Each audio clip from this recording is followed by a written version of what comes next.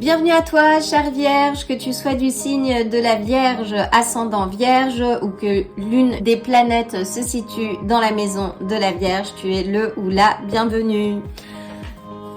Alors, un tirage bonus. Quel est le message que je dois passer à nos chères Vierges? Une carte, s'il te plaît.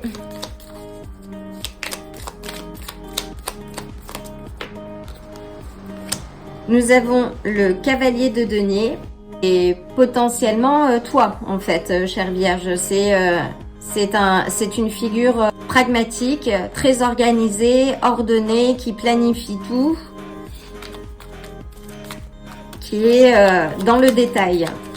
Tu clarifies, s'il te plaît. On a la reine de denier qui représente la stabilité émotionnelle mais aussi matérielle. Peux-tu clarifier? Alors peut-être qu'on te demande de porter un regard sur les aspects financiers. Peux-tu clarifier? Et on a, waouh, on a l'impératrice.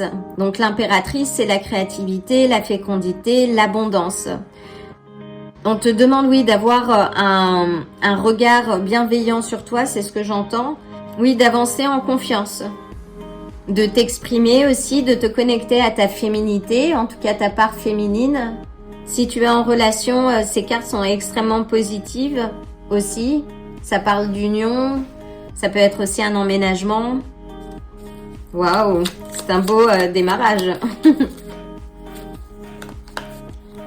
On a l'empereur. Donc là, on a un couple. On a un couple, donc par rapport à ton histoire, oui, c'est de trouver l'équilibre, d'être organisé. Peux-tu clarifier l'empereur? Avec l'empereur, on parle de structure. C'est le mâle alpha, en fait.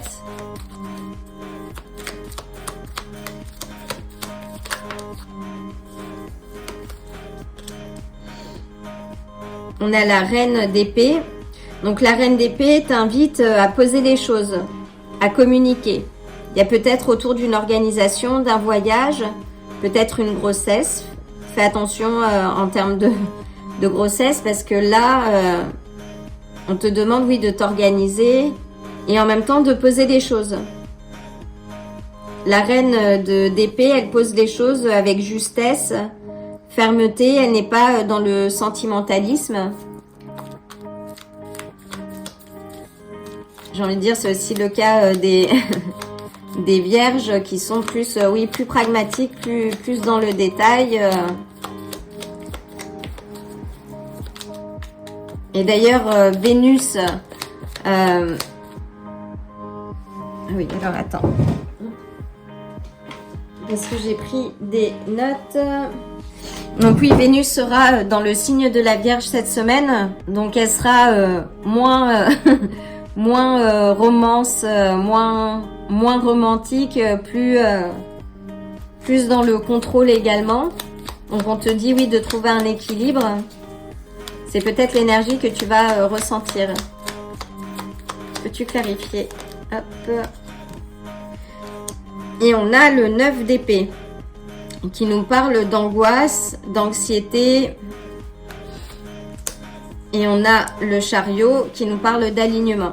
Donc si tu as, ou dans ta relation, tu te sens peut-être un peu angoissé, là on te dit, oui, de retourner à ton alignement, de rester concentré sur tes objectifs et d'avancer en conséquence.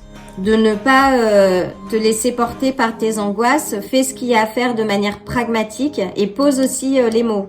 Partage ton ressenti.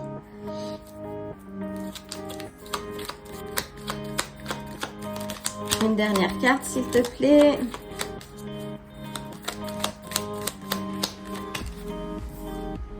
Et on a la lune. Donc, il y a quelque chose, oui, qui va se passer là d'ici l'éclipse. Ou la prochaine pleine lune ou nouvelle lune durant une lunaison. D'ailleurs, la prochaine nouvelle lune sera encore dans le signe des Vierges. Donc, on te dit avec le 9 de denier, oui, de rester connecté, de prendre soin de toi. Et c'est une carte de récompense du travail que tu auras fourni.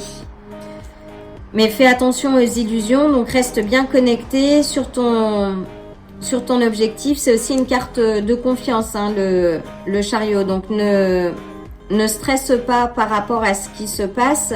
Si tu as du stress, connecte-toi et partage, parle. Donc avec l'empereur, on a les béliers. Avec l'impératrice, on a les taureaux. Avec le chariot, on a les cancers. On a les cancers, poissons également avec la lune.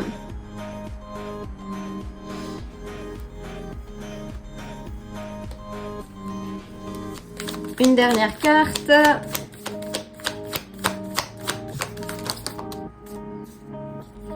Et on a The Shadow Person. Alors, je reviens juste 2 secondes. Je suis de retour, désolée. J'ai une petite urgence.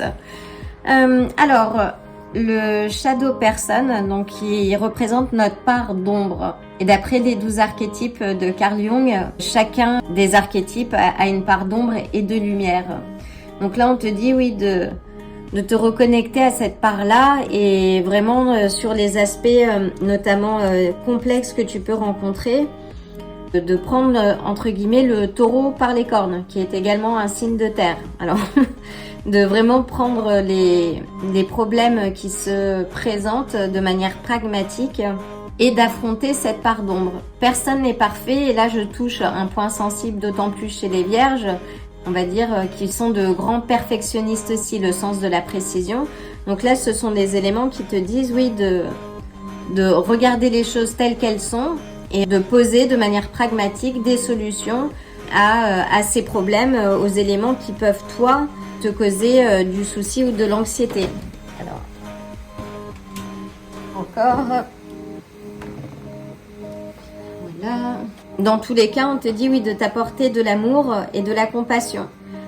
Notamment aussi avec la reine de denier. De t'apporter oui beaucoup d'amour et de compassion.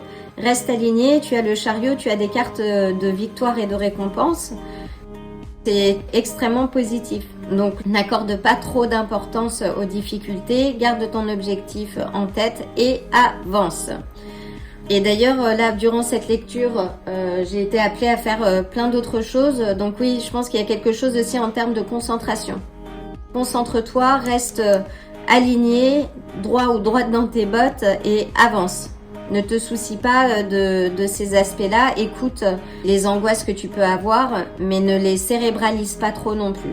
Pose-les sur papier et traite-les comme tu traiterais n'importe quelle autre tâche avec précision et pragmatisme. Voilà, c'était le message pour toi, chère Vierge. J'espère que ça t'aidera à avancer de manière claire et alignée. Je t'envoie le plein d'amour, de force et de belles énergies. Je te dis à très bientôt. Si ce tirage t'a plu, like la vidéo, abonne-toi et active la cloche pour te tenir informé des prochains tirages. À bientôt!